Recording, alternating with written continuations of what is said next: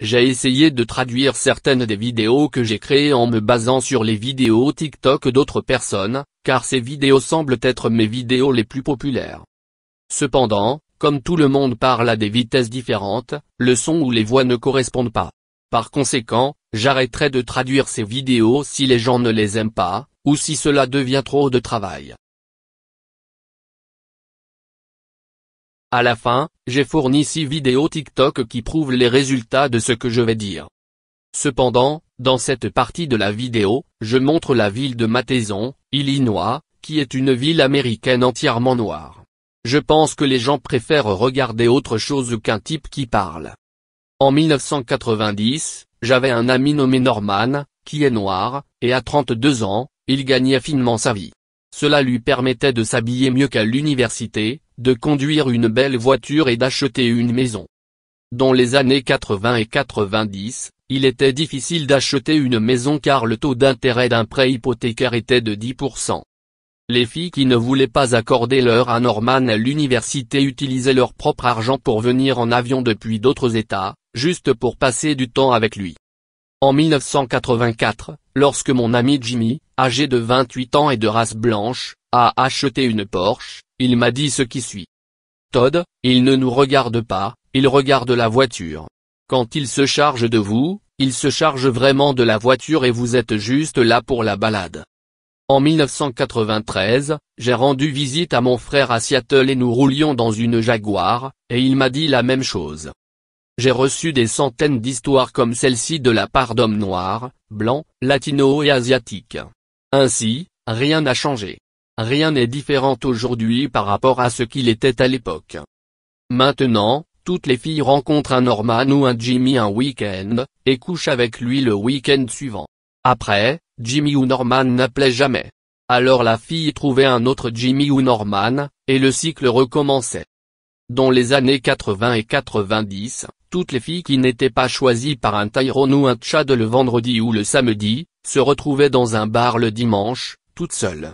C'est là que le gars moyen pouvait marquer des points. Il n'y a que 52 semaines dans une année, et si vous soustrayez les vacances, cela vous donne 15 à 20 hommes avec lesquels ces femmes ont couché en un an. Jimmy ou Norman n'appelaient jamais car ils savaient que s'ils n'avaient pas la voiture qu'ils conduisaient, aucune de ces filles ne leur accorderait l'heure. Ce sont généralement le genre de femmes qui ont fait le tour des hommes dans leur vingtaine.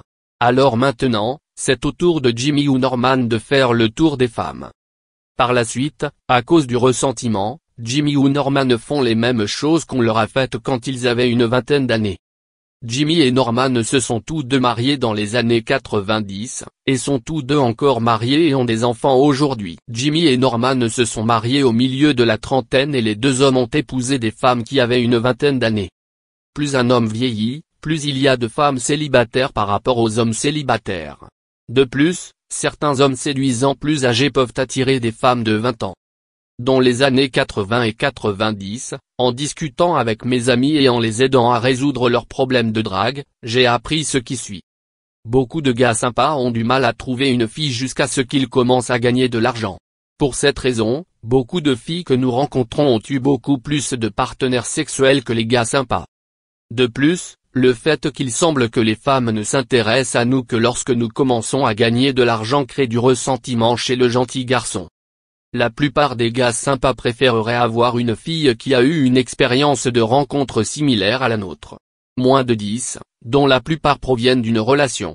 Cela permet d'éliminer tout ressentiment que nous pourrions avoir.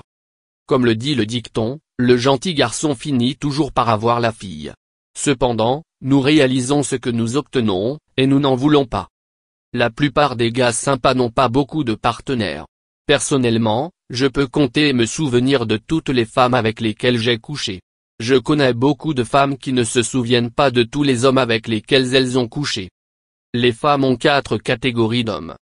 Le numéro 1, ce sont les hommes qui, selon elles, ne sont bons à rien. Le numéro 2, ce sont les hommes avec lesquels elles aiment faire l'amour, mais qui ne sont pas bons pour une relation. Le numéro 3, ce sont les hommes qu'elles mettent dans la zone de leurs amis. Et le numéro 4, ce sont les hommes qu'elles considéraient comme des candidats au mariage. Les femmes m'ont toujours mis dans la catégorie des gens à marier. Ces mêmes femmes, pour qui ce n'était pas un problème d'avoir des aventures d'un soir, exigeaient toujours que je m'engage avant de coucher avec moi. Si je m'engageais, certaines de ces femmes essayaient de me faire attendre 1 ou 2 mois. Elles essayaient de faire semblant d'être des filles bien. De plus, ces femmes ont toujours cru qu'après s'être amusées avec d'autres hommes, elles pourraient facilement m'avoir quand elles le voudraient. Comme si je ne faisais qu'attendre une chance d'être avec elles. Ces types de femmes ont la trentaine, la quarantaine et la cinquantaine. Il y en a de tous les âges. Si elles étaient délirantes quand elles étaient jeunes, elles le seront encore quand elles seront vieilles. Ce que j'ai aussi compris, c'est que si un homme ne fait que penser à demander à une femme combien de partenaires sexuels elle a dans 100% des cas, c'est énorme. De plus, certaines de mes amies savaient qu'après s'être amusées et être sorties avec tous les Tyrone et Chad, elles pourraient facilement m'avoir quand elles décideraient de se marier. Je les ai toujours repoussées. Tout le monde veut se sentir spécial. Coucher avec un grand nombre de personnes ne donne pas à un homme le sentiment d'être spécial. Il a l'impression de s'être fait avoir parce que la femme n'a pas pu avoir un Tyrone ou un Chad. Lorsque nous, les hommes, rencontrons une fille qui a eu de nombreux partenaires, nous ne savons peut-être pas pourquoi cela nous dérange ou nous perturbe, mais c'est le cas. C'est ainsi que les hommes sont construits. C'est la nature des hommes dans le monde entier et dans toutes les cultures. Même les hommes gays qui sont des gars sympas n'aiment pas sortir avec d'autres hommes qui ont eu beaucoup de partenaires sexuels. C'est comme ça que ça a toujours été. Toutes les femmes savent que les hommes sont faits comme ça, et pourtant elles le font quand même. Drapeau rouge des rencontres gays. Si tu lui demandes avec combien de personnes il a couché et qu'il ne peut pas te répondre, c'est la réponse. C'est beaucoup. C'est beaucoup. Il a eu beaucoup de situations hanches.